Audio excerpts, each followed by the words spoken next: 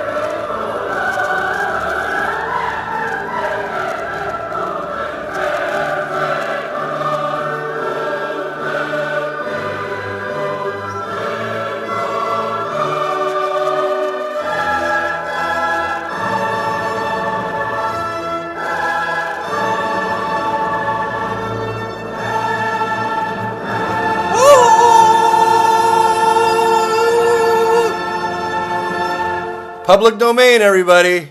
The music's got to be from public domain now. I got in trouble last time for having music that wasn't in the public domain. I mean, I got in trouble for multiple things, I think, but so now you're gonna get it's gonna sound like a Stanley Kubrick movie on Pokersesh for the near future, as long as this lasts. It's gonna sound a lot like a Stanley Kubrick movie because I gotta find music that's in the public domain. So you might be getting a healthy dose of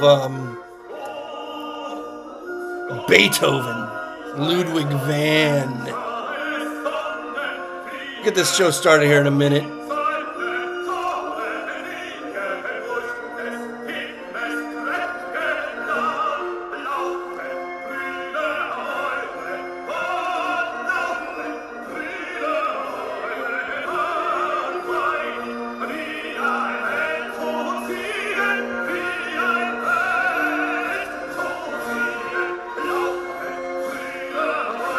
Happy Sam.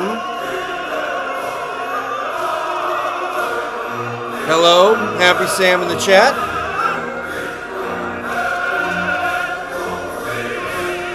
Hello to everybody on YouTube and everybody at Twitch.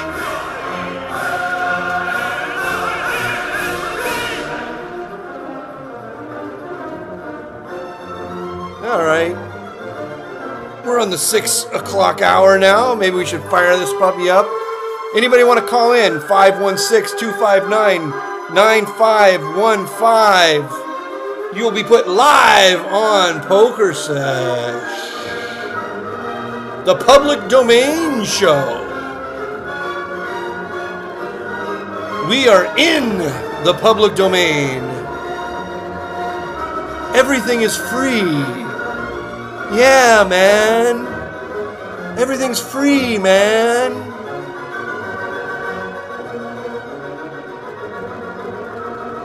Doesn't make any sense to me. The whole, like, why I can't just play whatever song I want doesn't make any fucking sense to me. Maybe somebody can explain that to me. Radio station, they play whatever the fucking song they want. I would understand, you know. Maybe if I was making money doing this, you know. I don't think this show is not monetized, so whatever. Boom, ba-ding, ba-dong, ba-ding, bong-dong. All right, let's start the show. There we go. That's it. There we go. Feel free to call in live on Pokersesh. Phone lines are now open.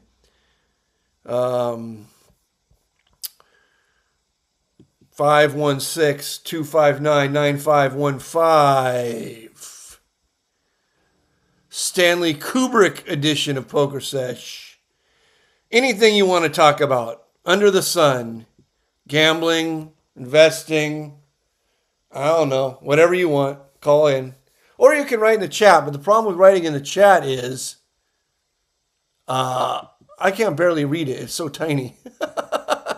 Like this guy, Happy Sam, he said hi. I can read. That's the first thing.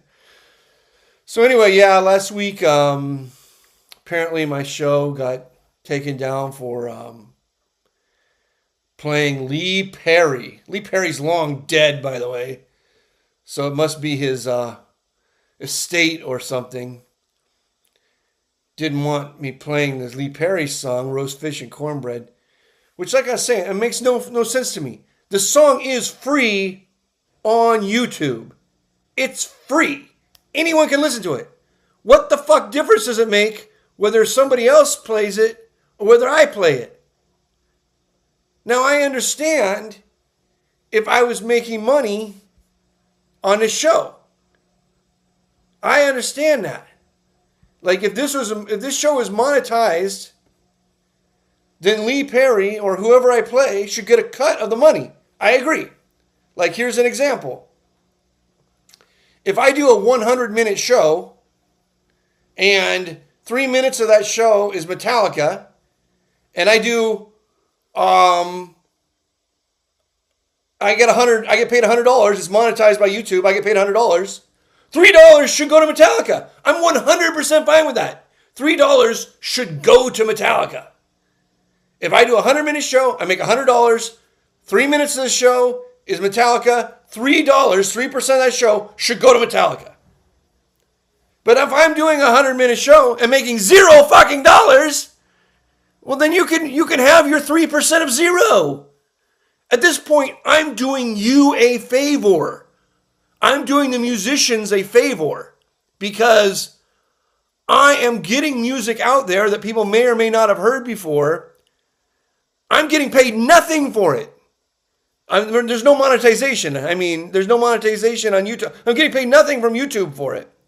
So, I'm doing them a favor. Why the fuck would there be a rule set up where my content gets taken down for playing music where I'm having no fucking monetization? And it's not music that is not already free on the site. It's already free on the fucking site. If you don't want it free, don't put it on the site. It just makes no fucking sense. Like the very first show I played, Agent Orange, I got more than one person contacting me saying, like, what was that band you were playing? What was that band you were playing? They never fucking heard Agent Orange before. Who the fuck would have ever heard of Agent Orange? Early 80s California punk band, Southern California punk band. I'm doing them a favor. Why the fuck would that get taken down? Why would you not want me to play that music? And if like I said, I don't want it for free. If I'm getting money, if there's a monetization of this show on YouTube, whatever percentage of this show that I play your music, you should get that money. I want you to get that money. But I'm getting fucking no monetization, zero. so you can have your percentage of 0. Jesus, like, it's just so dumb. The problem is it's just dumb. How long do you know your poker? How long do you know your poker? I mean, I guess since I started playing poker. I mean, what the fuck? I'm an old man. I've known poker for a long time. Feel free to call in 516-259-9515. Phone lines are open. Chat's open. I got to tell you guys, if you're watching on Twitch, I do not see the chat. So if you want to, like, I see people every week and they write questions or comments in the chat at Twitch, but I can't see Twitch. It's too complicated for me to open so many windows. So then the people on Twitch are asking questions or making comments, and then they're like, oh, he's ignoring us or whatever. I'm not ignoring you. I just don't fucking know. It's like, listen, you can just dial the fucking number. I mean, give me a break. It's not like I'm trying to ignore anybody. You can dial the number and we can discuss anything under the sun that you want to discuss. I do not screen the calls, If Monarch wants to call in and yell the N-word, Monarch can call in and yell the N-word. He did it on the first show. I think I'm pretty sure that was him. I don't screen the calls, so it's like, don't say like, oh, you're ignoring our questions on Twitch. I'm not ignoring shit. I mean, you can call in and say whatever the hell you want. Phone lines are open. So anyway, those are the two things I had to discuss early. Why the show isn't on YouTube last week is because of music, probably. I mean, it could have been something else, but I think it was music. And why I can't play music makes no fucking sense. 0 sense. Nobody is going to be able to explain that to me. Let's see who else we got here. Mike Daly says, hey, nice video in phone. I never call. I'm on phone. Oh, you're on your phone. Oh, okay. I don't know what that means. If you're on your phone listening to the show, you can still call. You're not supposed to be listening to the show when you call anyway. Otherwise, it'll get feedback or whatever. Mike Daly says, I'm playing Club WPT 830 tournament. Nice. Great. I'm commenting just to get algorithms going. Oh, thank you. I don't know how that works, but thank you for getting the algorithms going. Plus, see if I can get number 1. You get number 1. I don't know what that means, but I'm giving it to you. I am awarding you right now with number 1. All right. So, thank you everybody in the chat. Somebody called in and then they hung up. Don't call in and hang up. If you call in, stay on the line so at least I can answer it. Or maybe your call just dropped. I don't know. Maybe the call just dropped. All right. Let's see here. 516-259-9515. Pokersesh. I got a number 2. Ha ha ha. I'm phone shy. Oh. Mike Daly's phone shy. What can I do? What can you do? You guys phone shy. What can you do?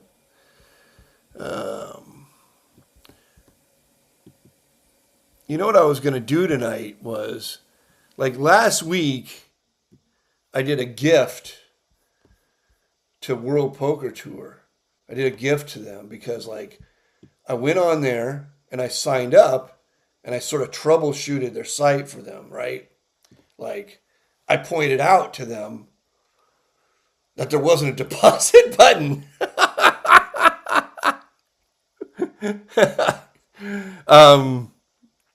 Which is odd.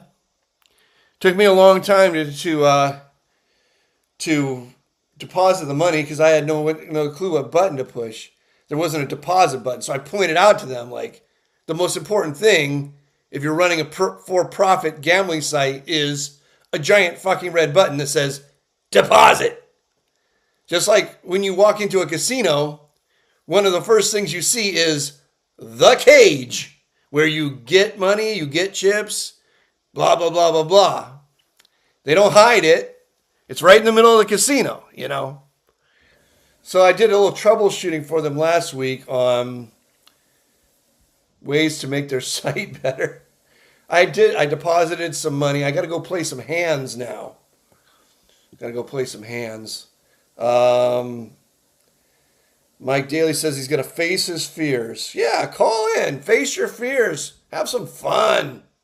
There is no other poker calling show. None. Zero. This is it. There are some poker shows that pretend to be calling shows, but they screen the calls and they talk to the people beforehand. They know what the person's going to say. It's all very scripted, yada, yada, yada. This is the only live, unscripted, uncensored call-in show, gambling call-in show on the planet Earth, as far as I know. And it has always been this way going back to the original Pokersesh. So the way that the show works is, if you don't be phone shy, feel free to call in. Nick Vertucci, new scum signed the sweepstakes bet in Cali. New scum signed the sweepstakes bill in Cali. Okay, Nick, but what does that mean? I mean, what is that? New scum signed the sweepstakes ban in Cali. I assume that's true. But I mean, World Poker Tour is still up. If you got new information, if World Poker Tour is off the air, Nick, feel free to call in and tell me that it's the World Poker Tour is shut down. As far as I know, World Poker Tour is running today. So what do you want me? I don't know what else to tell you about that. They just changed their business model from sweepstakes coins to whatever they're called now, training coins. And I guess if they ban training coins, they'll change it to something else. Pink hearts, yellow moons, orange clovers, blue diamonds. You get it. You get the way this works. They'll just keep outrunning the law, I guess. Do you know Travis Kelce and Taylor Swift got engaged? Yes, sir. I think everyone on the planet knows that, whether you want to know it or not. Let's see here. So anyway,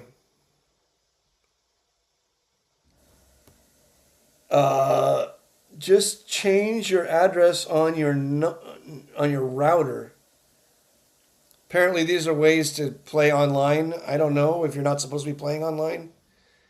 I don't know anything about that shit. If I'm not allowed to play online, I'm not going to play online. If I'm allowed, I'm going to, play a little bit. I don't want to. The problem with playing on an illegal site is then when you go to cash out and you don't get your money, you can't whine like a bitch, You were playing on an illegal site. You chose to play illegally. If you go then and try to cash out and you don't get your money, I don't give a fuck about all your whining. Like, I'll see people on, Reddit or 2+2, and they'll be like, oh, I went to this site and I was playing on this site out of Nairobi, Kenya or something, the Seychelles, and then I went to cash out and I didn't get my money. It's like, who fucking cares? Why the fuck would I care that you didn't get your money?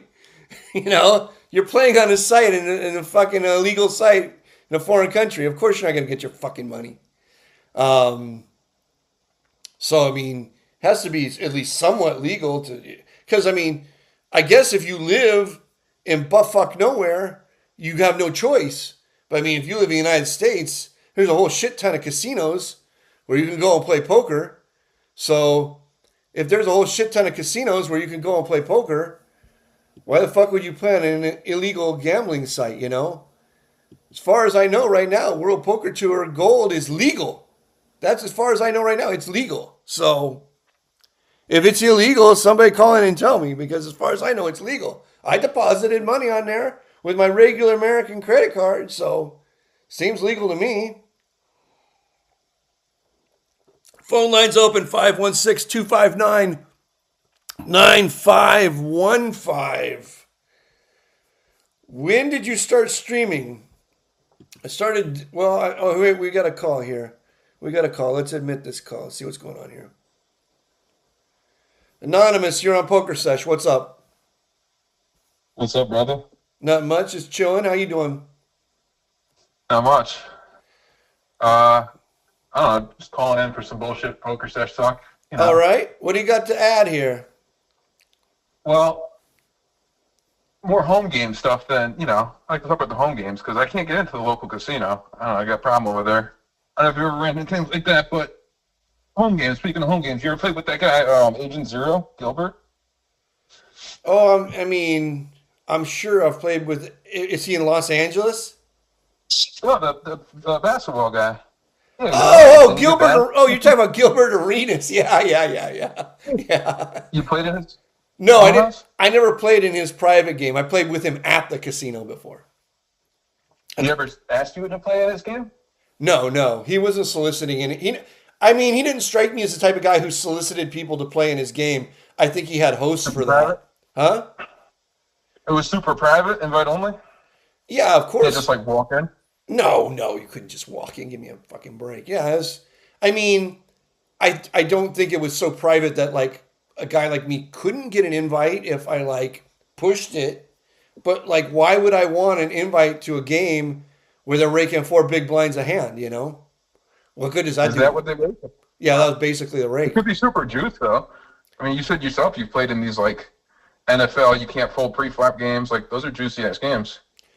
I'd Uh, pay four big blinds to be in that game, probably.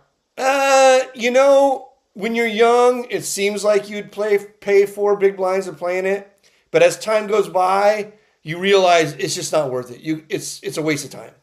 The four big blinds a hand is unbeatable, and I mean, almost regardless of the level of play, because the level of play is never exactly as bad as you think it is.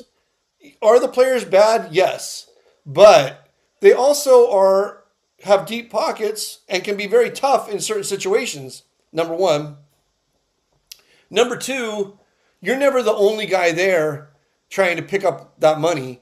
The host is bringing in other people, other professional poker players as his sort of like horses in the game, um, to make sure that the game stays juiced up too. So he bankrolls a couple of tough players in the game too, usually as seat fillers. Basically, I mean, if obviously if a VIP player shows up, they get up. They have a phone call to take or something, or they decide to go get a blowjob from the hostess. No, but you it's not it's fool's gold. A four big blind rake game is fool's gold. It never turns out the way that you think it's going to turn out. You have to have a deal with the host. If you can get a deal with the host, then that's a completely different story. The problem with most of these deals with the host is they're not very beneficial to you. The host always just, I guess they are if you're broke. If you're broke, they're beneficial to you because the host wants to put you in the game. He basically wants to control everything that you do. He puts you in the game. He doesn't give a fuck. He knows you're going to play tough because you want your cut of the money at the end of the night. You don't want your cut just to be zero every night. It doesn't do you no good. Uh, and he knows it's a free roll for him because he's raking the shit out of the game. So he gets to tell you what to do basically. So I mean, if you want to be an employee of some guy guy from the old country who runs a poker game, then Which old country is this? The Israel or the Italy one? it's usually Israel or Armenia or something like this. Armenia is the old country. Huh? Armenia is the old country. Oh yeah, in Los Angeles it is. You know Um, Big Harry. I've only played with Little Harry. You know Little Harry too. I think he's an LA guy, right? I know every Harry. I know all the Harrys. Little Harry and I Isn't there had a a long Little Harry? relationship. I played with him in AC one time. I think his name was Little Harry. Yeah, he's little. Yeah, there's Big Harry and there's Little Harry. Big Harry is big and Little Harry is little. Is Bear Jew Armenian? I don't No, really know these guys. You know him. no, Bear Jew's Israeli. Israeli. Oh, he's not Armenian? Okay. You gave me an Armenian You can't tell. vibe. What else was I going to ask about? It's just like furry guys. What are they? Turkish, Armenian, Israeli? I don't fucking know. Furry dudes. I guess how much is too much can you take in the home game when it comes to like craziness? If people are like getting rowdy and spilling beers, is it even worth playing if the game is super juice? If the Or just like if you have a good deal, there's no no deal. There's no deal. It's just if you go have up no and play or if you don't have play. if you have no deal, don't put up with anything. Like what the fuck? If they're raking four big blinds a hand, you can't beat the game Two and a either, half. huh? 2.5 big blinds. On your game, they're raking 2.5 big blinds. Yeah, 2.5. It's not 4. 2.5 is might be doable if the game is really juicy. I mean, at that point, at that point, you just have to decide like how annoying the people are compared to how much you need the money. You know, if you, if you don't need the money, then don't put up with any annoying bullshit. But if you need the money, you got to put up with everything. You know, it's like if you're a hooker sitting over at the bar at the Bellagio outside the poker room, and you need the money, you're gonna take whatever scummy guy walks up to you. But if you don't, but if you're doing pretty good on your rent this month, you know, maybe you're only gonna go for the cream of the crop, or you're gonna raise your price or whatever. I mean, that's sort of like a poker player, sort of the same thing. How much are you gonna put Like up the with poker for is the going money? up. All right, I know another question I was going to ask you too. Since I'm just a low stakes donk, Right. I don't know how much low stakes experience you have, but what kind of like slang funny terms do you got for like bet sizes that rhyme with each other, like fody shody, or like 15 to get in between? You know any like good funny names to call bet sizes? I'm serious because that goes a long way with keeping the game friendly, especially if you become a dealer down the road somehow or another. You want to keep the game friendly and people laughing at it. If So any names like that, you know, for bet sizes if between you're $1 and $100? if there's a chance you're going to become a dealer down the road later, I suggest keeping a gun at your bedside. No, I can't even imagine a worse fate of going from poker player to poker dealer. But it does. It happens all the time. You're right about that. Hey, it pays the bills, and you always win every time. You never lose as a dealer. No, it's the opposite. You never win. You always lose. Oh, Yes, you you get a win for tips you get and a your hourly pay. wage. Yeah, you get the tips, but come on, you can get it. There's a lot of ways to make a living. I don't know. I guess whatever. If you like whatever somebody likes, I'm not gonna tell them. Me personally, I would last the dealer like 1 millisecond. That's how long I'd last the dealer. 1 millisecond. Uh, Listen. I mean, Not yeah, even as a dealer perspective, as a player's perspective, it's good to have a funny name to say with your bet so that people laugh at yeah. it. Like you just laughed at Fody Shouty, for example. Yeah, There's Fody 100 I can come Shody. up with. The first guy who said that all the time. I remember his name was Q, Vietnamese guy named Q. He always said No, I'm Fody not sure. Shody, like he would. We were playing $50 uh, anti bomb pots, so there's like 400 in there pre, right? And then he would always lead into the $400 pot for $40, right? And he'd go Fody Shody. It was like a sort of an interesting leverage play because it really does put a ton of leverage. It has, the tiny bet has a ton of leverage. I mean, it's the classic sort of like buying information that they say to never do in poker, but buying information is a lot different in a game where the amount of money in the pot is one big blind and one small blind, than if the amount of money in the pot is basically 9 big blinds. So like, there's just so much more money in the pot. I'm not going to say that it was technically sound, but this guy is a smart gambler, and he always threw in these little You, tiny the Vietnamese guy? Vietnamese guy named Q. He always threw in the Okay, I Fody know. Shody. Fody Shody. He plays in Texas now, I think. Really nice guy. Tough player. Nice guy, tough player. But How not about rest in peace, Bruce Parker? You ever play with that guy? Bruce, the guy from Commerce. Yeah, Yeah. Oh yeah, I played with Bruce. Yeah, for sure. he's the best. Rest Yeah. in peace. That guy. He was my favorite to play Yeah. with. Yeah. Bruce is epic. Everyone loved that guy, right? Oh, everybody loved him. Yeah, everyone loved Bruce. No one said a bad word about that guy. No, Never. I can't think of a bad word to say about it myself. No, never. Not under any circumstances. Never under any circumstance. The man with the gold is the golden rule makes the rules, right? Yeah, you got to play by the golden rule. He had the gold. We played by the rules. Mm-hmm. He made a lot of rules, that guy, probably. No, I never really got in a spot where he was making rules, but if anyone's making rules, probably that guy can make some rules. Yeah, every now and then a guy like that, even if they're the nicest guy and the quietest guy in the world, they ask for something. I remember I was playing with what's his name? My brain is fucking mush. Rich, this guy Rich, everyone knew him, tall guy, 6'6" probably, white hair, Hawaiian shirt, never out, just lost every time, every fucking session lost. Didn't give a shit. He didn't want to win really, because if it got to the very end of the session, he would just start pushing him blind. So like he was just trying. It was like a real gambling punishment thing for himself. It was sort of like a sadomasochist thing, I guess. What was this guy's name? I mean, I know what I'm talking about. Rich. Rich? Yeah, everyone in commerce knows him. He's still around? He's probably dead. That would be my guess. He had so many health issues, but who knows? Maybe he's still kicking around. But anyway, one time he folded his hand, goes in the muck, and it was not very retrievable. It wasn't really retrievable. But he said, "Hey guys, I just made a big mistake, and I think I folded a hand that I want to raise here. I wasn't paying attention. I was getting drinks. This was pre-flop."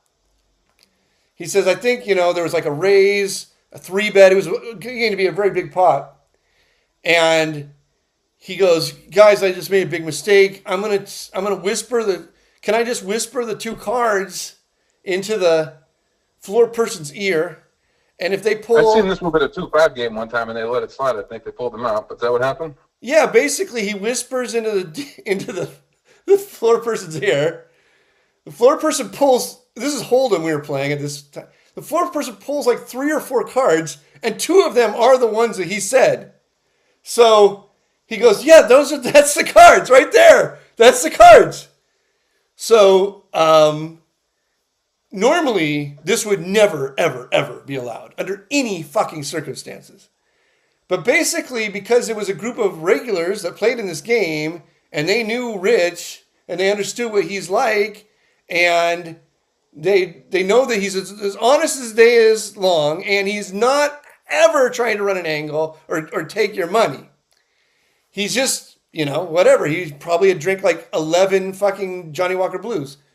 So they give the 2 cards back to him, and he says, "I'm all in." Everybody, it comes all the way around, fold. The guy who had 3-bet has ace king, and he's just like, "Rich, I should just fucking look you up here.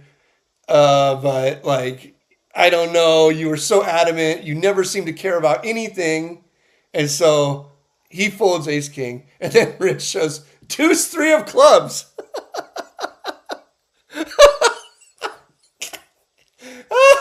And the thing is, none of it was an angle. It was all true. He was 100%. It was just 100% true. He just wanted to ship it with deuce 3 of clubs because you got to remember, the floor person showed him like 4 cards, and he picked out the deuce 3 of clubs. I don't know what the other cards that were. The other 2 cards could have been aces for all I know.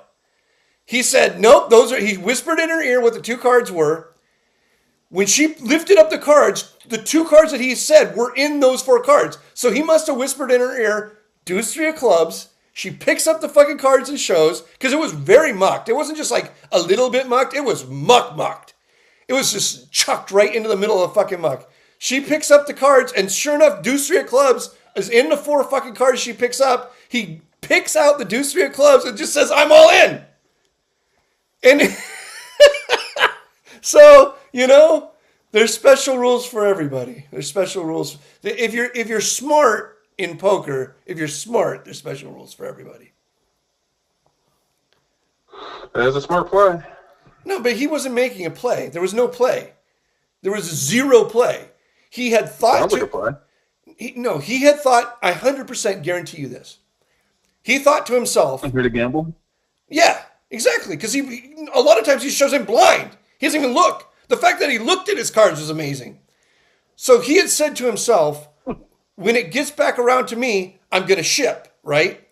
Then the cocktail waitress, somebody came with his drink. He wasn't thinking, and he threw his cards in the muck.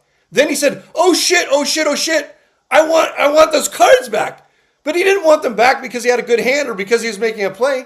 He just wanted the cards back because he wanted to ship. It was like $3,600 he ships in.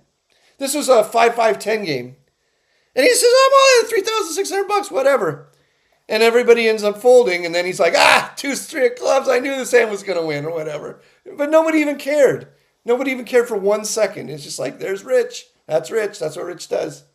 There's like basically a 0% chance he's leaving the casino with money. So what the fuck difference does it make? Anyway. Sounds like a snap call with ace king then. The guy should have called. He really should have. He was a nitty player. I mean, I don't think he wanted to go broke right then. And because the hand was so weird, he just assumed, like, why would this guy call the floor? This guy, Rich has never called the floor in his life. Calls the floor, digs the cards out. Why would he do that for anything less than like queens, or aces or kings or another ace king? But he said he's 13 Johnny Walkers deep and he never lives with money. It sounds like there's a little bit more to the read than... Yeah, well, I would have snap called, of course. And most of the other players would have too. When we saw the guy fold, it's like, oh my God, you're so dumb. But, it is what it is. For some people, they're taking a shot or whatever. They're on a short roll. $3,600 is a lot of money, For other people, it isn't. So, it just depends on where you're at in life. I mean, if you're about to become a poker dealer, maybe it's a lot of money. So I guess with the bankroll question, then on that note, say, for example, you're taking, not taking, that's a bad word. I don't want to use that word. Let's use a different word. You're betting with someone and you have a small edge. Yeah. What kind of bankroll do you need? How many units or bets you think you need? If they're just an average ploppy plop, you want 100, you want 1,000, you need 10,000 units. How many units do you think to be safe? So they guys, don't bust you? Listen, you just need enough units to it depends, everything depends. Like, you could use the Kelly criterion, and if you have a 5% advantage on the bet, you don't risk more than 5% of your bankroll. That's Kelly criterion. Or you can use real world considerations, Like you only have a 5% advantage on the bet, but you have money coming in, so you're not worried about sleeping on the streets. And so you take as big a bet as they possibly can make. Or maybe you don't have shit for fucking money and you are worried about sleeping on the streets or becoming a poker dealer, which is probably worse than sleeping on the streets. And so then maybe you only bet 1% of your bankroll. So there's mathematical ways of doing it, and then there's real world ways of doing it. I mean, personally, for me, if the money doesn't, I'll bet any amount up until the point where the money is going to change my life.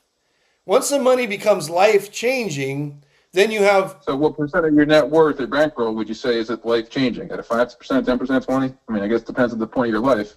It depends on the point. Right, not more than 5% is pretty high. It depends on the point you're in your life, number one. Number two, it depends on,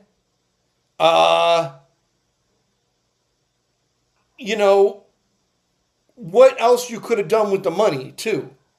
So, like, what other options you have with the money. Sometimes it's like, okay, I got a 5% advantage. Should I just bet? And I got money coming in. Should I just bet it all? Well, what if you bet it all and lose, and now you're waiting for your money to come in for 15 days, and you have to give up on 10 opportunities where you have a 10% advantage? You want to keep a little in the tank, Also, life-changing money works both ways. Is it life-changing money that's going to make you extra happy and change your life in a good way? Or is it life-changing money that's going to make you extra sad and change your life in a bad way? And winning money almost never changes, at least for most people I know, and for me, 100%. Winning money never changes my life in a good way as much as losing it changes me in a bad way. It's just, that's the way I'm wired. Like, if I make a bet and I win 10,000 bucks, let's say, I don't even care. It's like, whatever. Fucking who cares? It doesn't even register. I think about it up until the time I collect the money, and I never think about it again. But if I make a bet and I lose 10,000 bucks, I'm going to think about that fucking shit for a week, right? So, I would it makes me very risk averse because I just fucking hate losing. It's not like the money actually changes anything about my life. I just hate fucking losing. Losing just like annoys the shit out of me on sports bets, I guess is what we're talking about here. In poker, No, definitely not that. or what well, I'm talking about sports bets here, or other. That's what you could talk about, yeah. I hate it. It tilts the fucking shit out of me when I know I'm a favorite and I lose. When I know I'm a favorite and I lose, it fucking tilts the shit out of me in sports bets, where you're always just a favorite. The guy calls you up. He says, he says, what's the line on the Lakers game? You already fucking know he's taking the Lakers 100% of the time. The line is Lakers minus 6.5. You tell him Lakers minus 7. He takes the fucking game regardless. He doesn't fucking care. He's a homer. And then he wants to make a way bigger bet than he normally makes. You fucking accept it, and then you fucking lose it. See, that's the type of thing I was like, fucking A. That's the type of thing that will tilt me for a little while. Poker, it never tilts me, but like in sports, sometimes when I let a guy make an extra large bet, way above like what I guess you would call Kelly criterion, and then they fucking hit it, I'm just like, why the fuck? Always, whenever they fucking show up to bet 5 times the size of bet that they ever made in their entire fucking life, they hit it. Even when I fucking shaved the line on them by a half point. But I mean, we're not talking about actual dollars here. Obviously, we're talking about training coins. Just like WPT Gold, who sponsors this great show. I only gamble with training coins. I would never gamble with actual money. Just training coins. Do you think that worked? Do you think that gets me off the hook? Were you staking for WPT? Huh? I'm a good player. Will I stake Would you stake me for WPT online? I'm a good player. Oh, fucking hell no. Give me a fucking break. You wouldn't stake me? I can show you my graph. You can show me your graph. You can show me your cock. You can show me your not my cock. You can show me your gaped asshole. You can show me anything you want. There's no fucking way I'm staking you at WPT Gold. I won't even stake myself. 100% no risk. How is it 100% no risk? You remember that guy who used to, I don't want to say his name on there. That's not nice of me. But you know the guy I'm talking about, 100% no risk guy? Oh, I don't know. That was a long time ago. That was like 20 years ago. Wonder how he's going. But anyways, no, I had a 2-part question that I'm probably going to have to hang up. But what about dice? I know you said you advantage play on the slots and you advantage play on black 21 and all that. What about dice? Can you beat the dice game somehow? Or that shit is just unbeatable? There's no standard way of beating the dice game. It would have to be some real non-standard way with weighted dice or working with the box man or something. No, there's no normal way. I mean, in the old days, you could practice sliding the dice. That shit doesn't work anymore. No. I mean, obviously, where there's a will, there's a way, especially if you work with a Confederate on the inside. But no, dice is, I would say, it's a lot of work for nothing if you're going to try and beat the dice game. All right, I'll steer clear of dice. Follow-up question on that is Archie Carras. You ever play cards with that guy? No, I saw him. I saw him at the conference when he was broke. No fucking money, like $1 to his name. I I think he was like basically begging people to put him in like a nooner tournament. But I never played with him during his like heyday. He beat Dice, didn't he? For a while. Well, yeah, anybody can beat anything for a while, you know. Yeah, he beat Binions out of millions of dollars.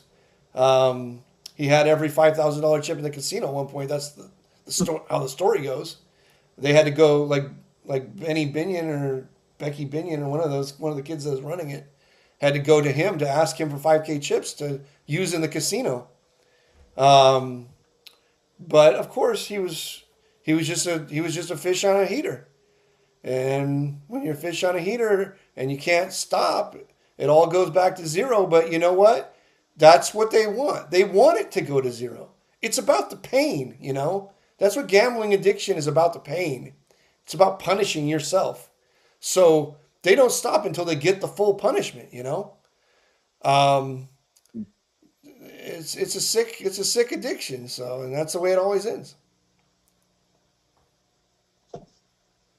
Let's see. Just one other final thing that comes to mind. I know you talk a little about golf, you like betting and stuff. I mean, listen, if I've never golfed a single day in my life on an 18-hole course, Right. how do I start with like? I want to get right into betting golf. Like, what kind of handicap do I start throwing at people? Like, listen, I've literally never played 18 in my life, but I'll bet you.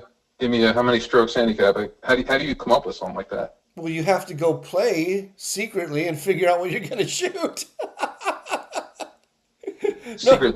That's what they call it, hustling, because yeah, nobody's honest. yeah. It's a hustle. If you want to hustle somebody, you got to hustle. You got to sort of know, and then if you sort of know, then you can make a bet, and you're not going to like skin them, but you can shear them a little. See how many times you can shear them. If somebody really is there's somebody always talking, you got to have somebody with a big ego who's talking smack a lot at your private game or whatever about golf, who will 100% believe you've never touched a club before. And I've touched them. I've never done 18. I've done maybe 9 a few times as a kid, but never no 18. well, then you just got to know, like listen, if you got a guy who's like a blowhard and he thinks that he's good at golf or whatever, you can hustle him. You can say, listen, you might be good at golf, but you're not an athlete. I'm an athlete. This is how you start a conversation like that. I mean, you can say, listen, I am obviously better than you in any fucking sport you can think of. I'm within a short period of time, I could probably be better than you at golf too. And I've never fucking touched a club because I'm an athlete and you're not an athlete. So I'm tired of hearing you talk about fucking golf. This is how you start a conversation and you get yourself some action on golf. All right? I guess. Yeah, you're the one who wanted to do it. I'm just trying to help you out. I hear you. I don't know. I mean, you gotta secretly play 18. That's cheating. I don't want to like lie to the guy. I want to be honest. You know, I got a reputation. Okay, well, if you want to be honest, then just tell him, then just go play for fun. I guess there's nothing DJ and fun about that with no money on the line. Okay, just then fucking play the first 9 holes for fun and then get an idea of where you guys are both at and then bet on the second 9 holes. The second half bet. Yeah, second half Classic bet. second. And the line doesn't come out until you did the first 9, until halftime. Yeah, you play the first 9, you get an idea of where you're both at, and then you make a line for the second 9 based on what happened on the first 9. That's brilliant. That's the way to do it. Yep. Never thought of that one. Of course it's fucking brilliant. Everything I say is brilliant. Even the parts you ignore. Never ignore. All right, take it easy, my man. All right, you have a good one, Tim. Okay, later. Yeah. There he goes. Whoever, anonymous. There goes anonymous. Phone lines open. 516-259-9515. What do we got going on in the chat?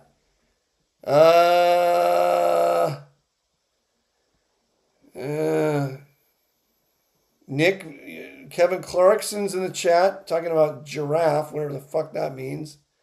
Great. Somebody else says great WPT content. Absolutely, this is great WPT content.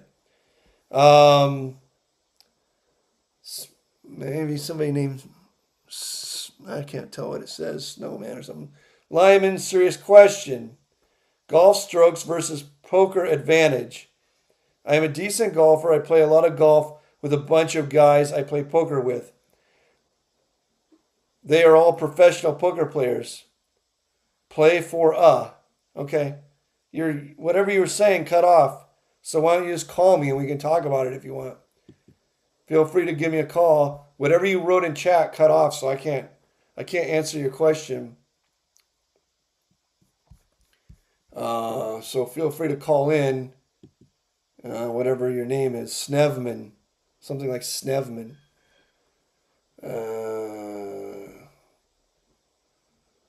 However, when we play poker, they give me no handicap. How can we make this fair? Oh, okay. You wrote it in a subsequent post. So they're professional poker players, and they don't give you a handicap when you play poker. Well, I mean, you can definitely play poker with a handicap.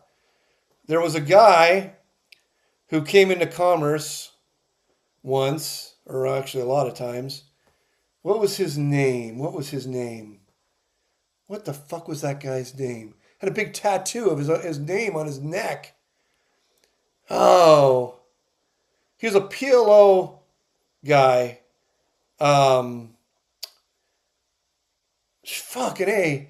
See, this is where I'm getting old and my brain is turning to cheese. Oh, everybody knows this guy's name. Everyone knows this guy. He was like an online legend of PLO, or maybe PLO and Hold'em, in the early days. He had a tattoo on his neck. He went batshit fucking crazy. He was in prison for a while. I mean, everybody fucking knows this guy. God damn it. Why can't I remember his name right now? Oh. It's a classic name, too. It's like fucking right on the tip of my tongue. But anyway, he came into Commerce and he said, I'm so much better than any live poker player that I'll play anybody heads up and you can have an extra card. Okay? So he just gets obliterated, destroyed for maybe hundreds of thousands of dollars. And then he says, okay, I gave you guys too big of an advantage. I'll play anyone heads up and you can have the button every time. And then he gets obliterated for another few $100,000 and then he gives up and disappears. So you can give your opponent a handicap. I mean, you can get a handicap. No, not Victor, not Stealth Monk. Although that's exactly what Stealth Monk would have done. No, it wasn't Victor, it wasn't Stealth Monk. Tattoo on the neck. Tattoo on the neck.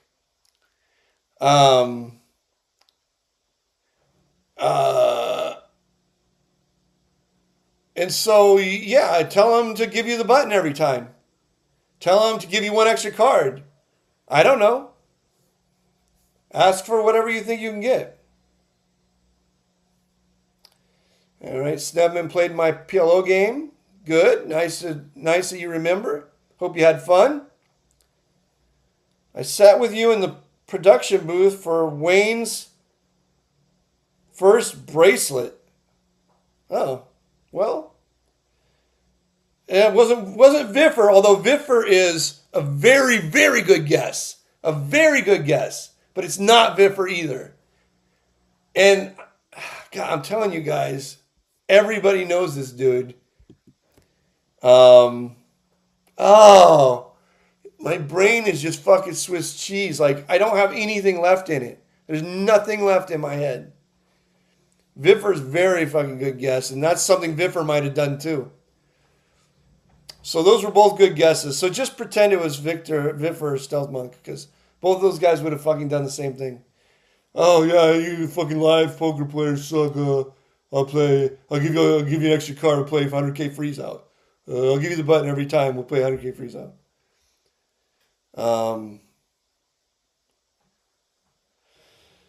All right. Phone lines open 516-259-9515. I like talking to the chat, but I would rather just talk. I'd rather just have you call in. It's easier for me to have you call in and talk to the chat. Talking to the chat is fun, obviously. And again, for the people watching on Twitch, the reason why I'm not talking to you is because I can't read the chat on Twitch. So if you're watching on Twitch, call in. Why the fuck do you want me to talk to you in the chat when you can just call in?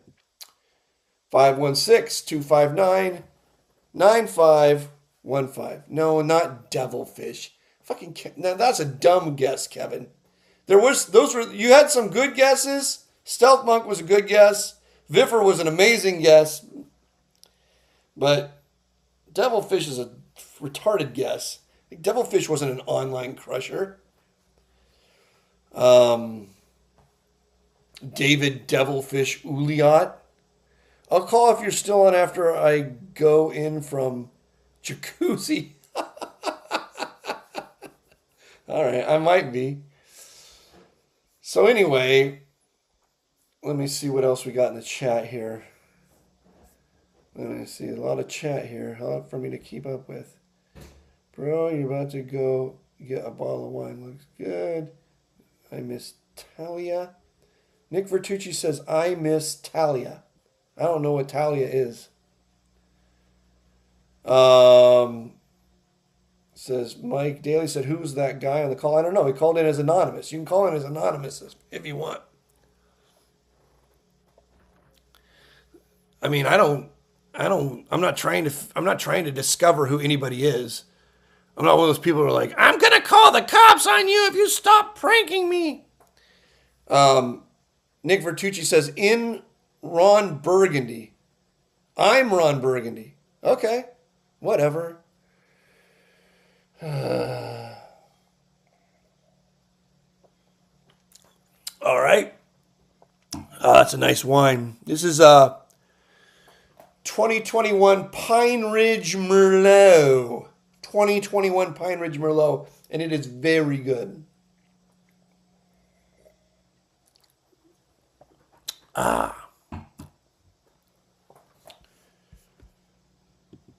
You know what I was going to do is, okay, we got a call here. Let's take this call first. Caller, you're on Pokersesh. Yo, what up, Abe? Oh, it's Kevin. What's going on, Kevin? Hey, what's up? Good. I just got done grocery shopping. Okay. What's your opinion on poker pros that always eat out or poker pros that do home cooking? Okay, listen to me, Kevin. This is not what I want to talk.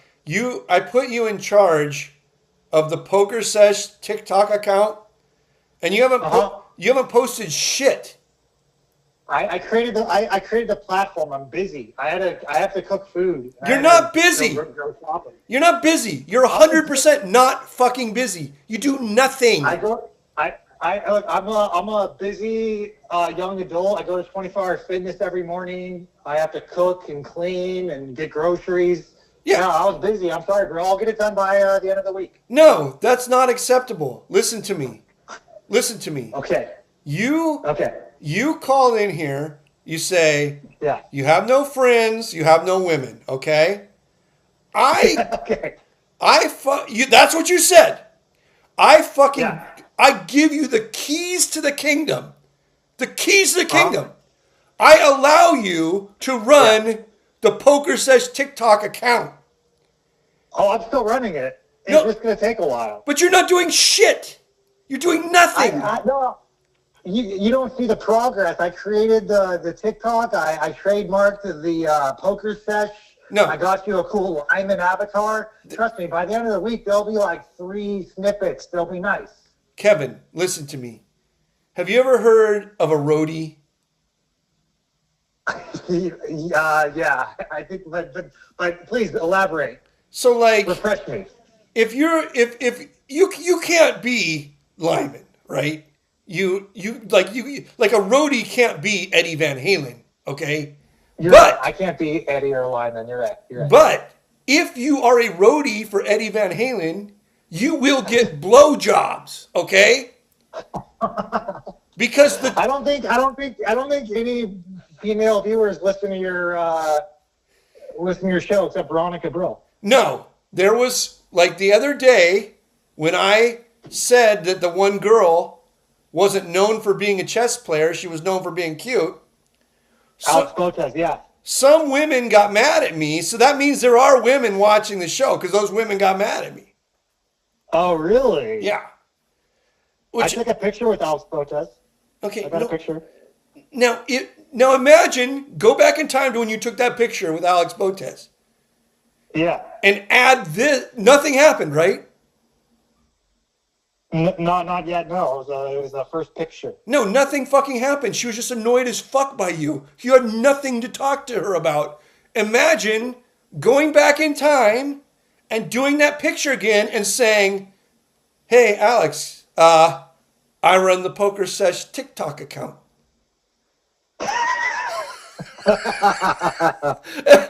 Imagine having that fucking swag.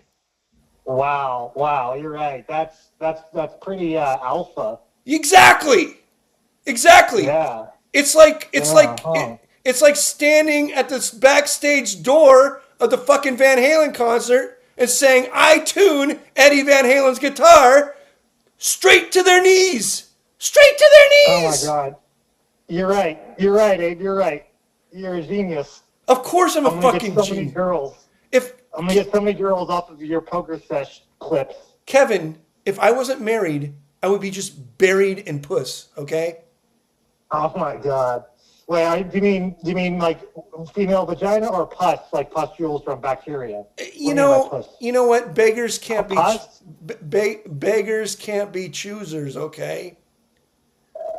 Yeah, I know. Okay, so Kevin, listen to me.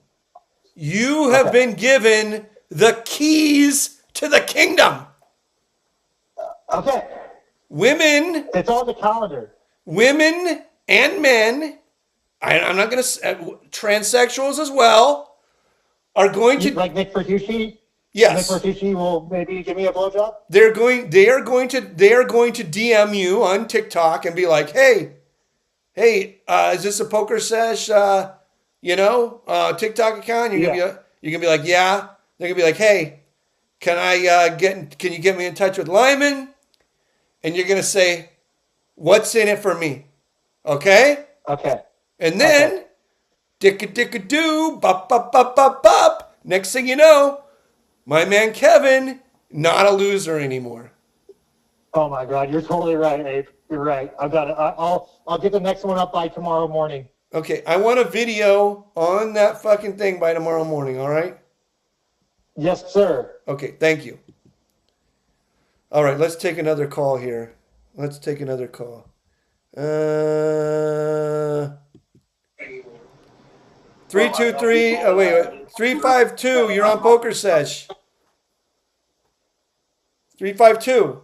What happened to you? I put you on the air. Where'd you go? All right, call back 352. I put you on the air. You disappeared.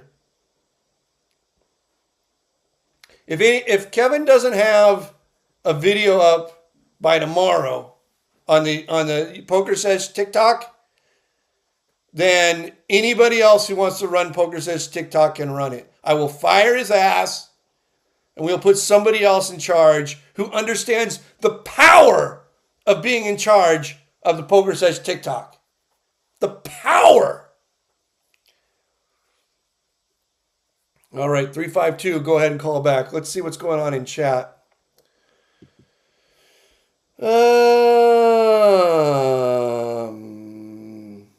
Yeah, everybody in chat, Kevin, is telling you that I gave you the fucking greatest job in the history of the world. It's not even a job. It's a blessing. It's a mitzvah. It's a mitzvah, Kevin. I'm sure you'll understand that. Nick Fertucci is a leader of men. Mike Daly accidentally hung up. Well, call back, Mr. Daly, if you accidentally hung up. Hook Kevin up with a woman that used to play on Live at the Bike with braces. Windy. No, I'm telling you. It's a dream situation for him. Kevin, think about all the girls Wayne gets for promoting my stuff. You could be the next Wayne. You could literally be the next Wayne Chang. You're fucking it all up. And I'm not even joking, I will give your job to Nick Vertucci. Nick Vertucci ain't doing jack shit. He's in my chat talking. I will put Nick Vertucci in charge of the fucking Pokersesh TikTok. Yeah. Well, RoboCop, no. RoboCop is, he has things to do. Believe me. That kid's got a lot of things to do. All right. What happened? Okay. Now, another person just called in and hung up. Why are people calling in and fucking hanging up? Just call in, stay on the line, and talk. 516-259-9515. Stop calling in and hanging up. That is a waste of everybody's time.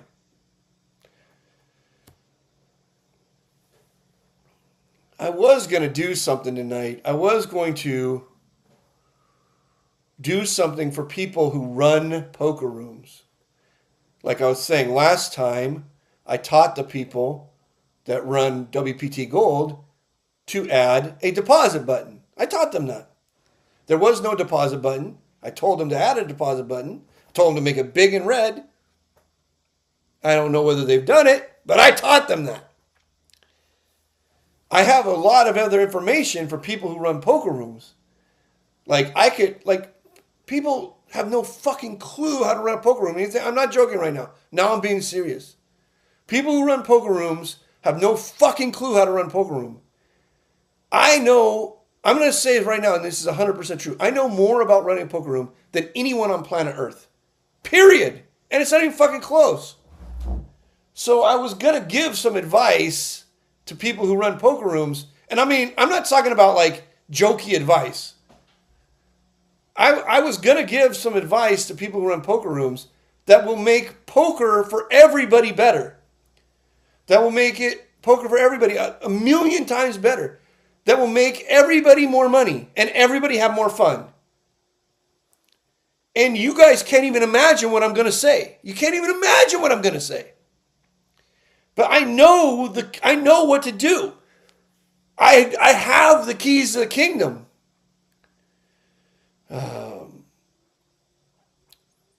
We want player notes and to be able to multi-table in California on Club WPT Gold. I think you can multi-table in California on Club Gold. I mean, I was told that you can multi-table it at Club WPT.gold. Some topless female, no, not topless female dealers. No, that won't do any good. How do you feel about bad beat jackpots? Okay, this is part of it. Bad beat jackpots is part of it. So, I mean, I just don't know if I want to get into it. I don't know if I want to spend an hour talking about this. I don't know if I want to like give all of this secret information to the fucking scumbag fucking morons who run poker rooms. I'm not talking about WPT. I don't consider that a poker room. That's an online thing. They have a whole bunch of other exterior pressures because they're like, running from the law. I mean, they have to, they just have a lot of exterior pressures. There's a lot of exterior pressures if you're running online sweepstakes site. I'm talking about the people who run brick and mortar poker rooms.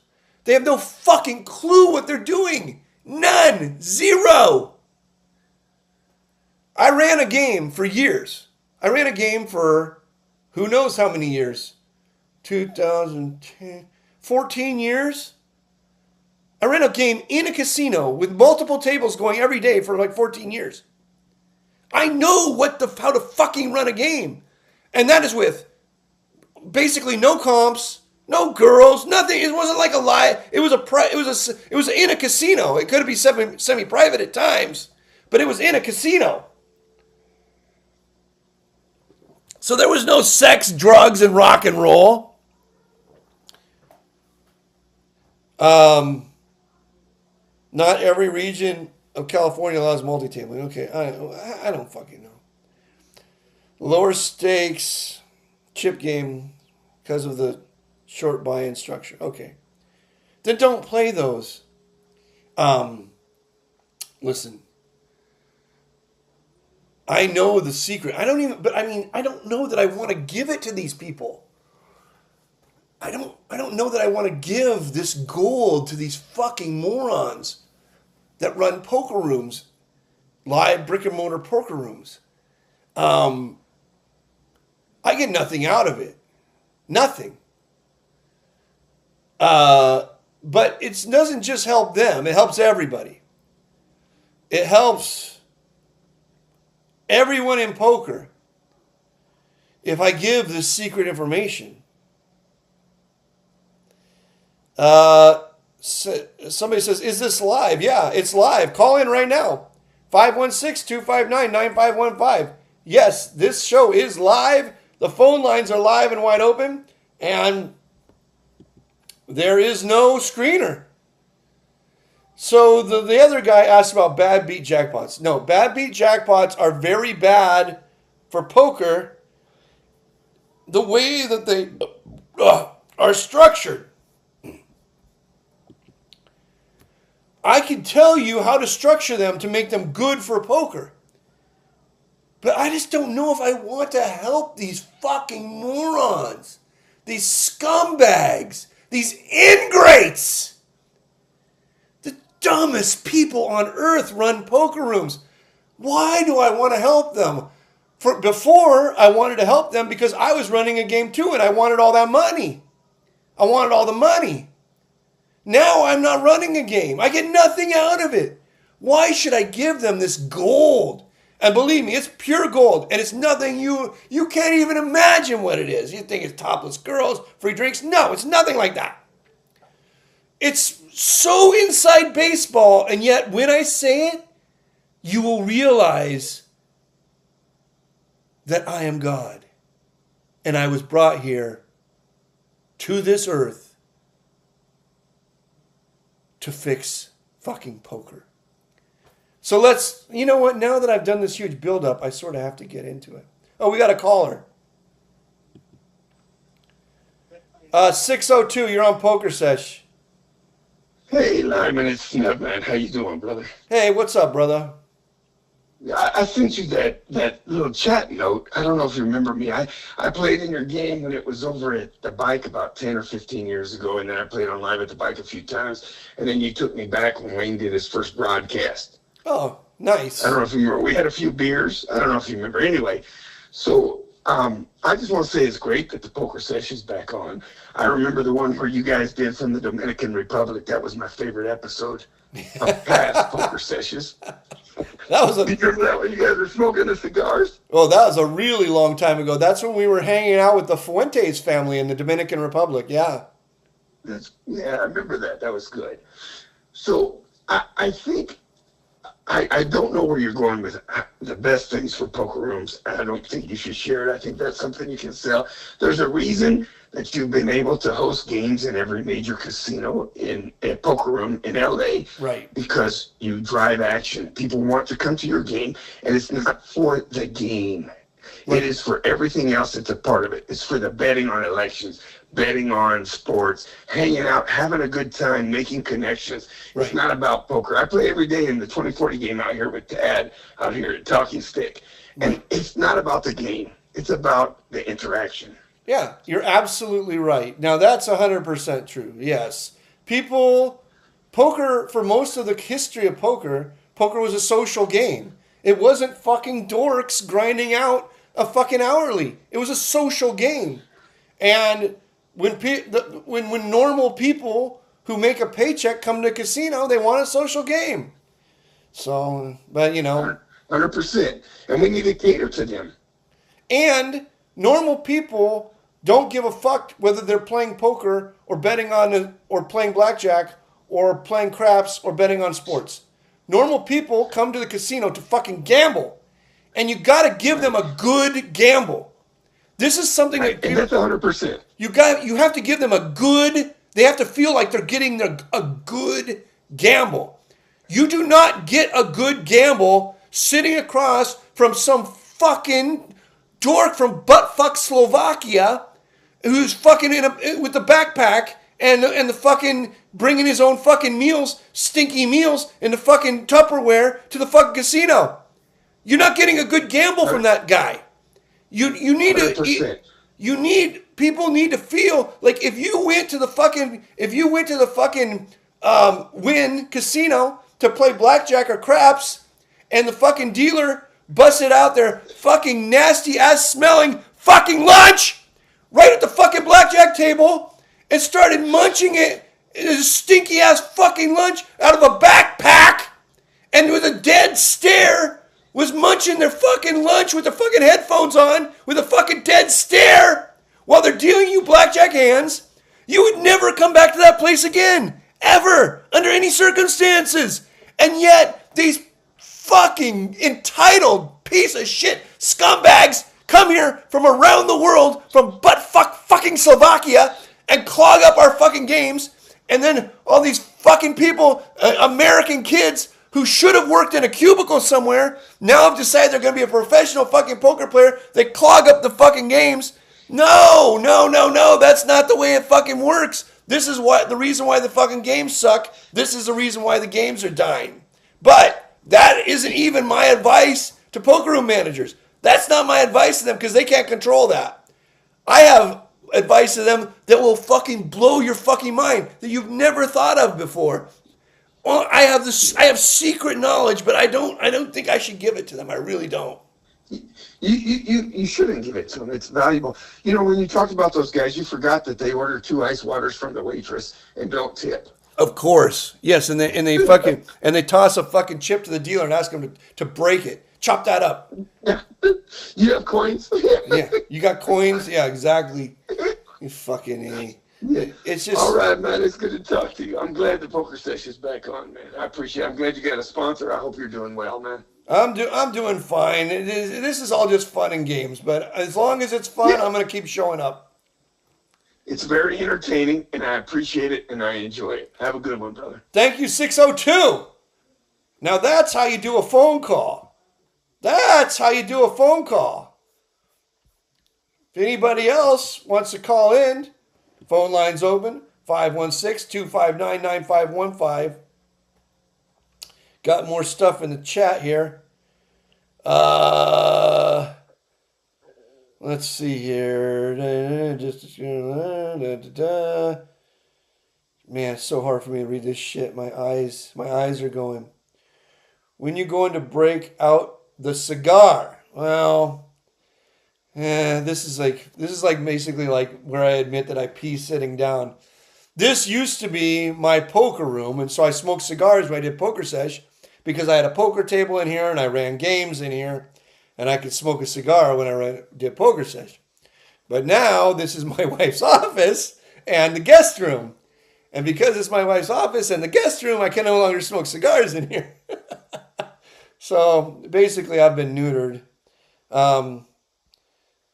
Here for some bashing. All right, somebody's here for the bashing. I don't think I was bashing. I just say it the way it is. Thoughts on Brits? This is the same fucking shit. Listen, nobody in America is going to these shitbag countries to clog up their games. Nobody. There's no fucking there isn't like packs of American kids getting on planes and going to fucking buttfuck Slovakia to clog up their fucking games. And if a fucking bunch of American kids were going to some shitbag European countries like Brazil, wink, and going to other shitbag fucking European countries like Argentina, if a bunch of American kids were going to these shitbag European countries like Brazil, Argentina, England, buttfuck Slovakia, I would tell the people who live in these fucking Euro trash countries to fucking throw the Americans out.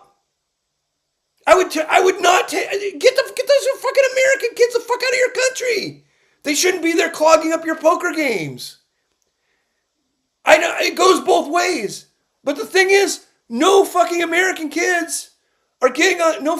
There isn't a bunch of fucking autistic American fucking dorks getting on fucking airplanes to fly to fucking buttfuck Slovakia and clog up your poker games. It only goes this fucking direction. It's like, where's Trump when you need him? Trump's a fucking criminal. He's a criminal. He is fucking hangs out with pedophiles. He is a lying sack of shit. The only fucking thing he said was he wasn't going to have any more immigration. So how the fuck do all these fucking Euros get in the poker game?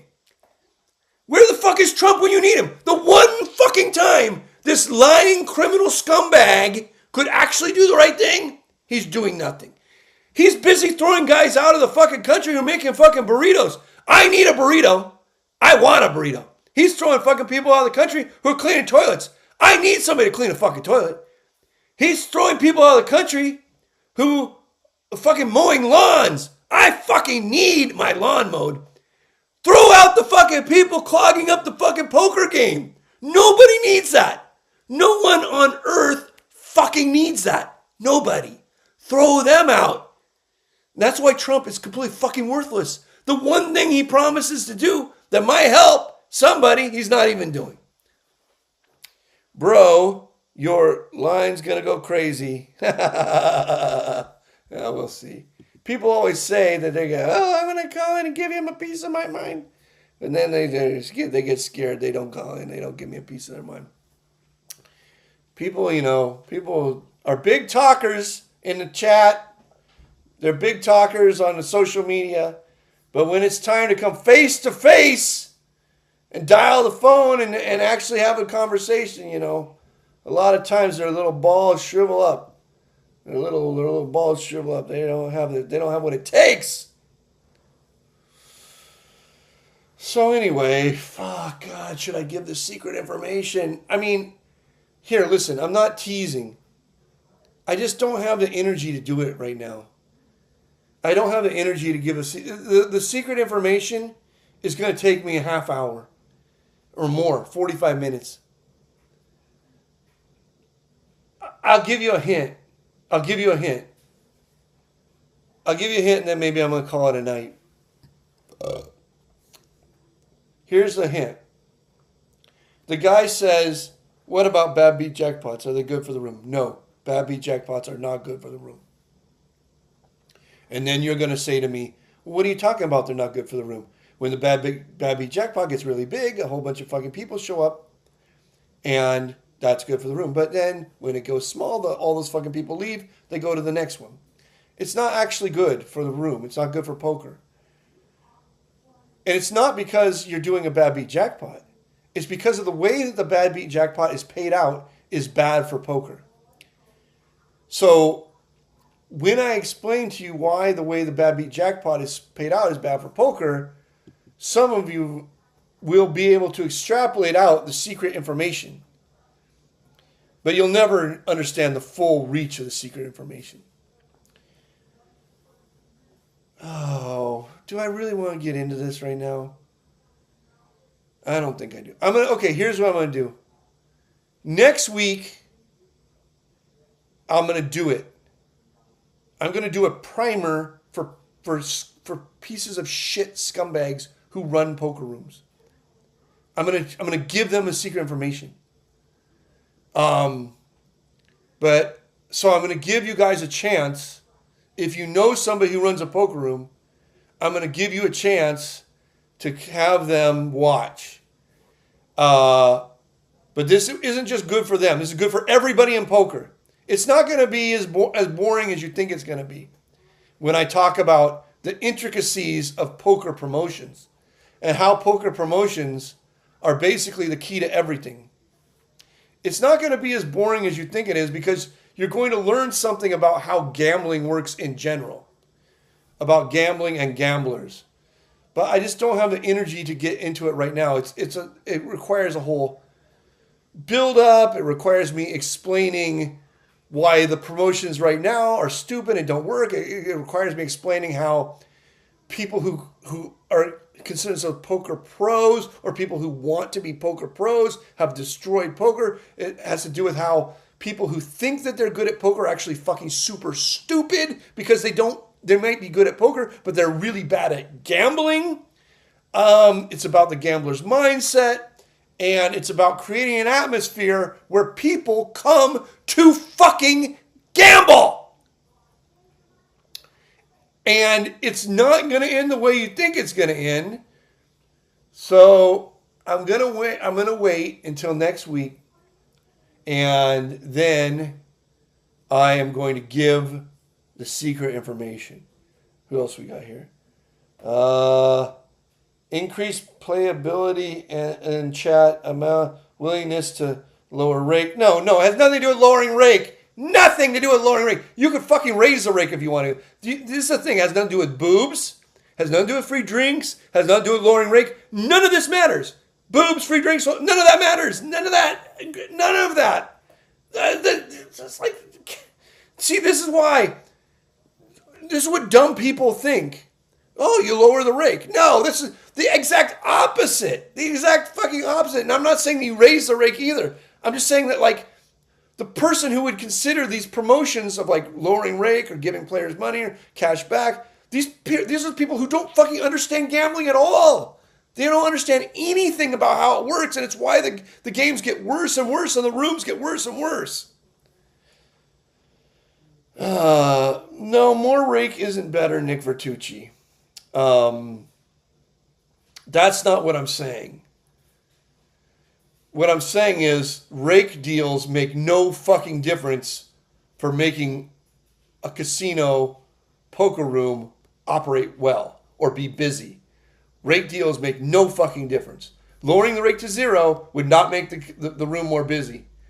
Doubling the rake would not make the room more busy. Doubling the rake would make the games a lot better because then you'd have games in the casino that were more like private games. But you would end up losing all of the wannabe professional poker players and old man coffees and your nit contingent. You'd lose the nit contingent. You want to keep the nit contingent around. The nit contingent is also important to the poker ecosystem. The nit contingent is very important to the poker ecosystem. The old man coffees are very important to the poker ecosystem. The people who you don't want around are the fucking Euro grinders. You don't want anybody from out of town around. But there's not much you can do about that unless fucking Trump would do his fucking job, scumbag criminal, piece of shit. Make poker rooms have bad on purpose to drive gamblers more profitable. Well, yeah. You don't make the poker room bad, but you make gambling fun. You guys, nobody really knows what I'm talking about. This is a secret information. I'm going to wait till next week for the secret information because this is information that is going to require me I'm going to have to get all ramped up. Okay, we got a call. Let me take one more call here. 248, you're on Pokersesh. Hey, what's up? I was in the chat. Hey, what's up? I just discovered your podcast on Crush Live Poker like literally yesterday. I was listening to a bunch of your stuff. It's really good. You were listening to stuff I did, 20 years ago? 15 years ago? How long ago? That's like I was like a kid back then. People are still listening to that? I was listening to the Elwood 2 parts about like poker tells. It was great. Yeah, Zach Elwood actually did some work on Poker Tells that was pretty in-depth and pretty unknown at the time. I mean, a lot of people don't pay close enough attention to some of the things that he figured out. Because he figured out some pretty fucking good shit. Some shit that very, very few people knew. He figured it out himself. Zach Elwood's a hardworking guy, and I believe that his Poker Tales stuff has stood the test of time. It's definitely stood the test of time. Well, it's just like human psychology doesn't really change so much. Like especially the last one at the end was like if you tell a guy, or if you if a guy like suggests like say like, oh, I could have this not nuts hand, but like the fifth nuts hand or whatever, like the guy will never like take it out of his range. Right. I thought it was like, but I mean, I'm just like young guy. I was just curious if you had any advice on being better at making like more positive EV decisions. Just like if you were young, like what kind of advice would you like give yourself? Well, listen. Do you want to be a gambling professional? I mean, I trade for like a living. I live in New York City, but like in general, yeah. So you're already doing like a certain form of gambling. Yep. And do you want to quit that job, or do you want to keep bringing that money in? Well, I mean, just like more, just like looking for like trying to improve, like in general. Well, I'm gonna help you, but I gotta sort of like know these things, because these things are gonna help me give you good advice. I mean, I want to keep doing what I'm doing, but also like, I mean, I think would be like, I feel like it's not that social, right? And it's like I think like I used to play like a lot of poker when I was in like college. Right. It was like just like trying to like do more, basically. So when you play in New York, are you playing in? Are you going to casino games somewhere? Like you're driving someplace, or are you playing in games in the New York area, like underground games? I mean, I haven't played in a while. I just like started like started feeling the itch to play again. Right. Like very recently, and I just like started like that's why I like came across like the Crush Live Poker stuff. Right. How far did I don't know if that's like helpful. No, it's helpful. No, especially if you're listening to my stuff on there, it's definitely helpful. I don't know about all Bart's stuff. So like, how far is it to the nearest poker game for you? You got to go to Atlantic City? There's like I think the Philly ones are probably the closest. I went to Penn, so I would like play at like Rivers and Lodge, every once in a while. But like I think Philly ones are close. Like Atlantic City, it's like a boss I think that goes there. So but I think there's also like home games in the city as well. Like you can just like kind of pull up. Yeah, the problem with home games is you gotta watch that rake, because if they're doing like standard home game rake, something like 4 big blinds a hand, there's nothing you can do to win. You can have fun, but you can't win. Right. You'll just get ground down by that rake. So, but if you can get invited to a home game like with other trader guys, that's a real home game where nobody's making a living off of the rake. You're just raking enough for drinks and the dealer and food or whatever. You can crush that game, destroy that game. I mean, that would be if you wanted to have a social time where you could make good money, your goal would be to get into a game with other people in your industry that is a real home game, not a private game that where there's a host who's making a living off the rake, but a real home game where nobody's making a living off the rake. The rake is just done to sustain the game. If you can get into a game like that at decent stakes, well, that's basically the holy grail. There's no amount of studying poker. There's no amount of studying how to play ace king preflop. There's no amount of studying how to bet size bluffs on the river that will ever, under any circumstance, make you even a fraction of the amount of money that you'll make getting yourself into real home games with other trader gambler types in New York City. Right. So yes, you were saying about the game selection. Yeah, so I mean, your goal should be basically every time you meet somebody in your industry, you talk to them a little bit about poker, and you try to find out if they play in any poker games. And then to get invited to these home poker games that of other guys who are making a good living as traders in New York City who are playing 5-10 blinds or 10-10 blinds or 10-25 blinds or 25-25 blinds, bigger games where it's not a lot of money to them. They're there to gamble and have fun. But you want to go to ones that are not hosted. You want to go to games that are run by the players. If you go to a hosted game, then the host is going to be taking away all the profit out of the game.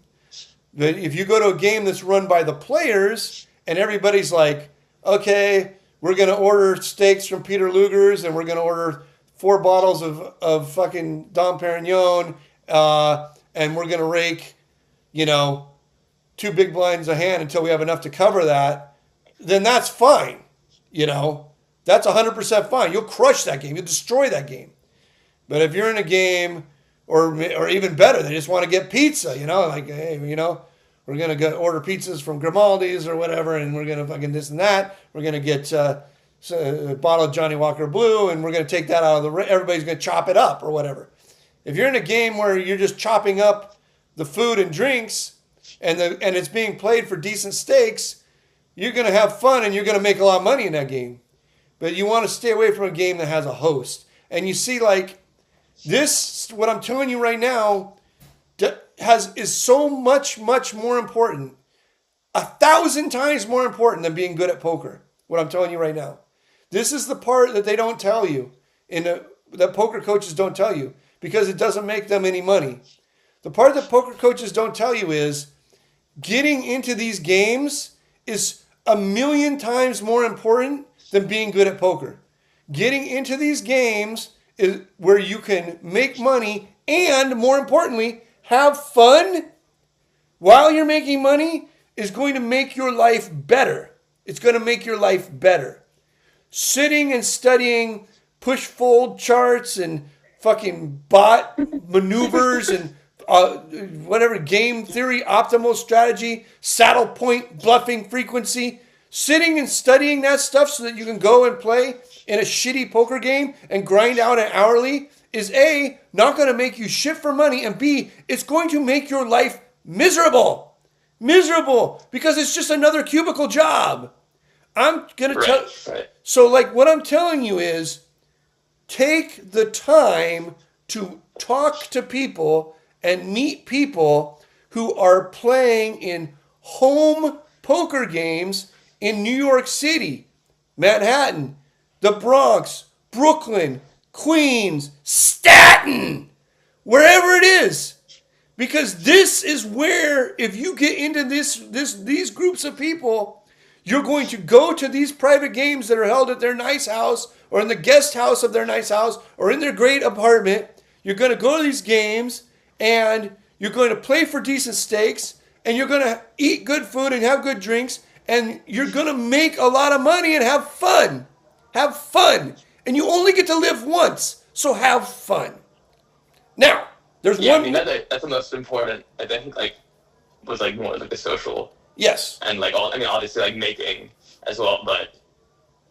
There's one more thing I gotta tell you about this. No matter what the stakes are, if you can even afford one buy-in, you go. Okay? So, you're at your trader job or whatever.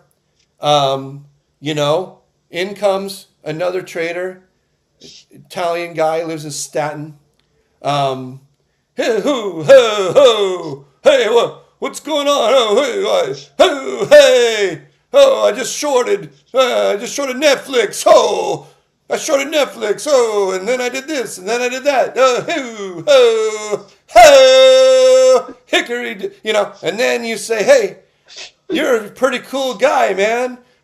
That's a cool watch you got there. What is it? It's the size of a dinner plate. That's a really cool watch you got there. I love those shirts with the blue shirt but the collar is white. I love those shirts.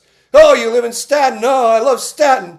What do you like to do for fun? I like to do this. I like to do that. I like to play some poker. Hey, we got a poker game out in Staten. The blinds are $25.50. And minimum buy-in's $5,000. I don't care if you only have $5,000. Your answer is yes. Your answer is just fucking yes. Okay. If you go bust on your first buy-in, who fucking cares? This is this is how you do it. Like, this is the way you do it. Once you get there, if there's you see your friend, hey, whatever his name is, whatever, Tony Baloney. Hey, hey, how did that short on Netflix go? Oh yeah, it went great. Elon Musk came out and said they're a bunch of pedophiles. I made a fortune. Am I accurately describing being a trader in New York City? No, obviously I'm fucking around. But anyway, you get out to the house, and if there's a host, maybe you just take it easy. You hang out, you play tight. You see how much they're raking, this and that. But if you get out there, and Tony Baloney is just running the game with his other dipshit friends from Staten, and you guys are fucking all chipping in $100 each to buy a bottle of Johnny Walker Blue and some pizzas from the fucking local pie shop. You literally use all of your extra money to play in that game because you found a gold mine. And that's just super plus EV. Yes, and you don't say to yourself like, my entire bankroll is $5,000. This is bad bankroll management. No, that is not what you say to yourself. You say to yourself, I'm going to do whatever it takes to never get uninvited from this game. And every single time I make an extra $5,000, my first call is to Tony Baloney. Okay? And this is how you're going to get in the circuit of games where you can actually make money. Not in the circuit of grindy fucking bullshit where you can't really make any money. And to make real money, you have to spend all your time learning how to play poker. Learning how to play poker is fucking boring and lame and stupid. It's annoying as fuck. Learning how to get into good games is fun. It's social. So always spend the majority of your time learning how to get into good games and the minority of your time learning how to play poker. Because if you get into good games, the poker playing will take care of itself. But if you're in bad games, you're going to spend the next 10,000 hours fucking on a fucking GTO, looking at GTO charts and saddle point bluffing frequencies and fucking bet sizing fucking, and you do this 20% of the time and this, and balancing strategies, and just shit that just sucks your life away. It's just shit that's just going to suck your life away. But if you're fucking hanging out at Tony Baloney's house and you're fucking talking about, oh, what are you shorting next week? Oh, next week I'm going to throw in a short on the fucking the Trump coin or whatever. Some bullshit. If you're at Tony Baloney's house in Staten Island, you don't got to spend shit for time looking at fucking GTO fucking strategy charts. Tony Baloney's just going to hand you his money. And you're going to get to have a Johnny Walker Blue and you're going to have a little fun too. So this is what I'm telling you. Got it. Makes a lot of sense. I remember like what you were saying, like if everyone's playing like 100% of hands, like you don't need to play like with the chart, you just like play 70% of hands or 80% of hands or whatever. And you're still going to like do better because it's all just relative game. Exactly. It's like Nick Vertucci's in the chat right here.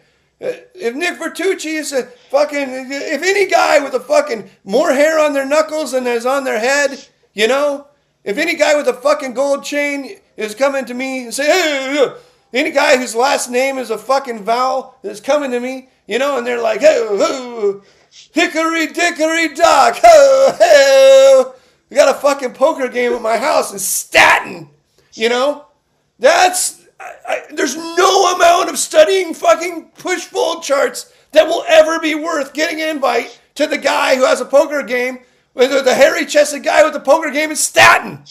Nothing will ever come close to it.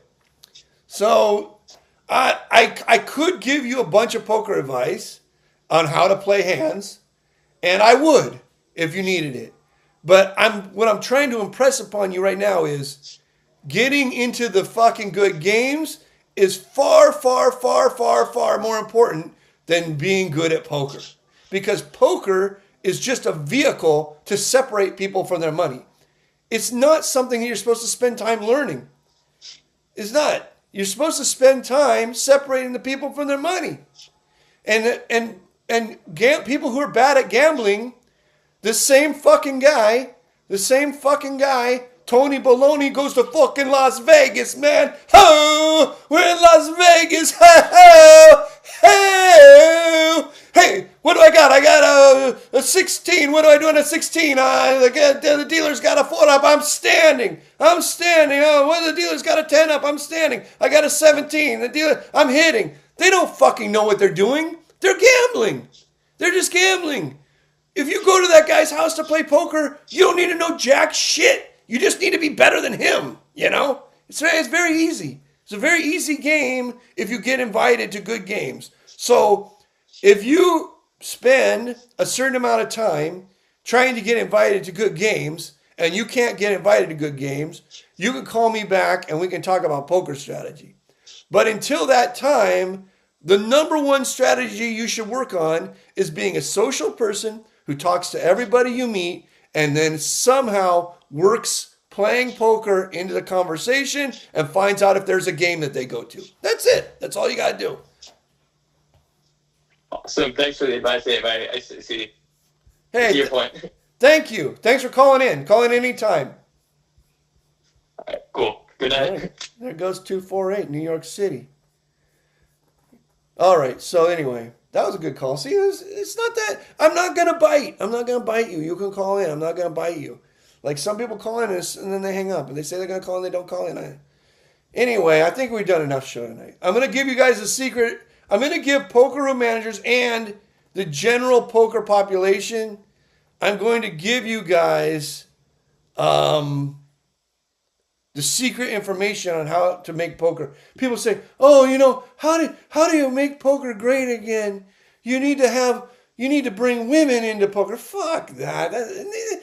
You need to be nice. You need to do this. You need to do that. What if a woman won the main event? There'd be another poker boom. If a minority won the main event, there'd be another poker boom. No, that's all bullshit.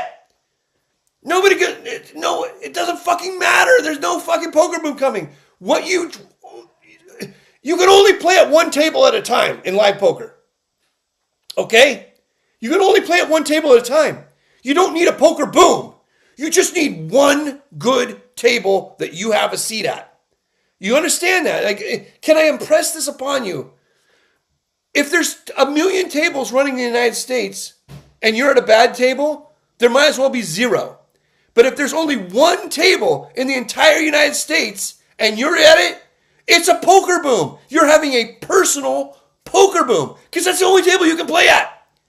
So I'm going to give information to make the games good, not to make there be more bad games. Almost all the information in the poker world today is to create more bad games. No one needs more bad games. What you need is good games. And it doesn't matter how many there are as long as you have a seat. So let's just leave it at that. Now I'm going to play some music. I'm not allowed to play. I got in trouble. I got to play stuff that's in the public domain. So we're going to spend our time listening to a little Beethoven because I can only play things in the public domain. So no more Metallica, no more Megadeth, no more Anthrax, no more Lee Scratch Perry, no more punk rock, no more Black Flag, no more British New Wave, no more Gen X, no more. All that shit's out. I can only play classical music in the public domain. So until next week, here we go.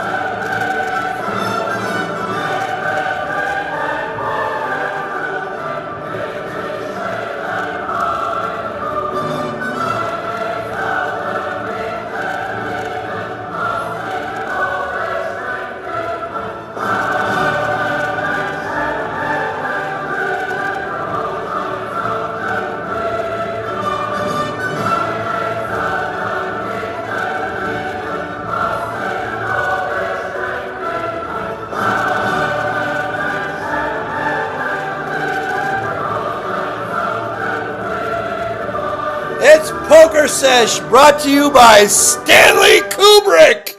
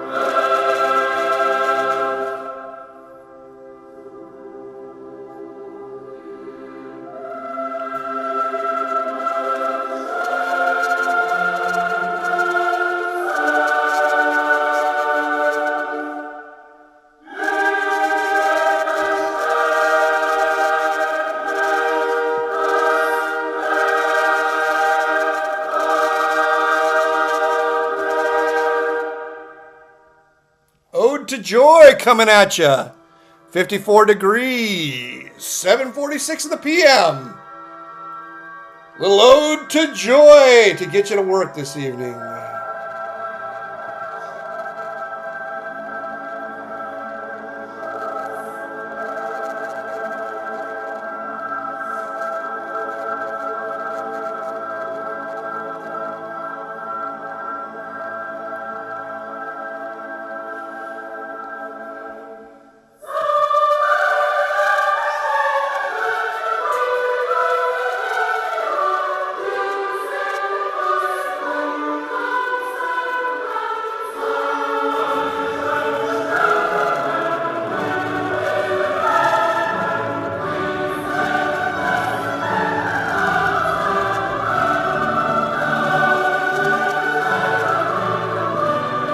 Pokersesh, bringing you the greatest public domain hits every Wednesday at 6 p.m.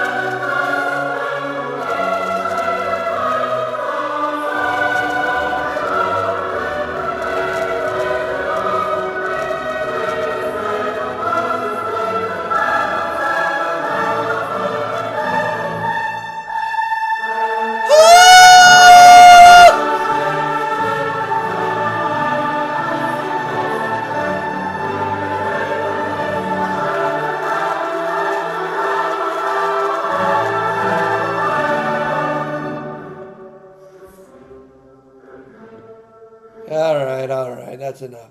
That was a damn good song, though. See y'all guys next Wednesday, 6 p.m. sharp. Call in. Don't be a pussy.